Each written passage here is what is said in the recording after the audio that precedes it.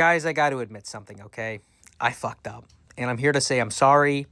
And I just ask for your forgiveness, quite frankly.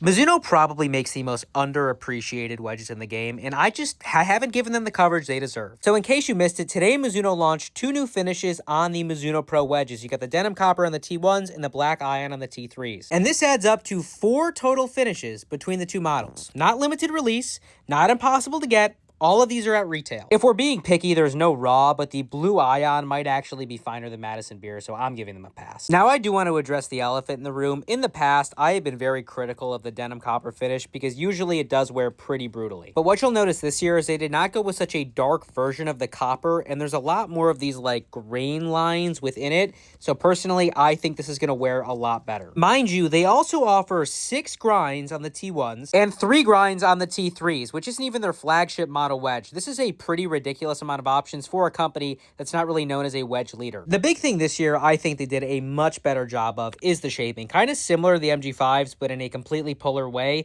The T24s were extremely rounded, very teardroppy. I didn't like that shape. The new T1s, it's a lot cleaner. The proportions, the balance looks much better. Now you look at the T3, and the main thing you're going to notice here is the straighter leading edge, and we'll get into that in a second, but there's also a touch more offset. That said, I don't really mind it. I think when you look at the way the hosel moves into the leading edge, it's actually relatively straight. It's not super goosenecky like Mizuno irons tend to be.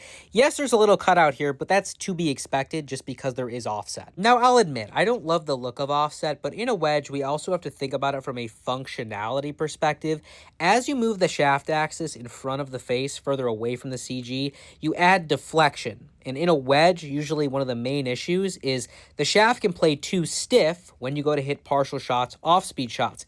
Adding a touch of deflection tends to really help here. Also, think about it from a release perspective. In a wedge, you're not going to be releasing it as early. You're usually going to have your hands a little bit more forward in impact. Having a touch more offset is not necessarily a bad thing. May or may not be working on a reverse progressive offset iron design. The other thing about the T3s that gets like absolutely no coverage is the fact that every single grind comes with a leading edge bevel. This makes the leading edge sit a little bit higher, harder to dig, controls vertical strike a lot easier. Personally, I wish all of my wedges had these on them. Beyond all that, the story of the year is that the TaylorMade MG5s are now forged. Mizuno's been forging their wedges out of 1025 carbon, and they really are dummy soft. The only real issue I have with Mizuno wedges is the fact they bend them to hit the lower loft. So this is a 60 degree. You can see it's a very straight hosel to leading edge transition.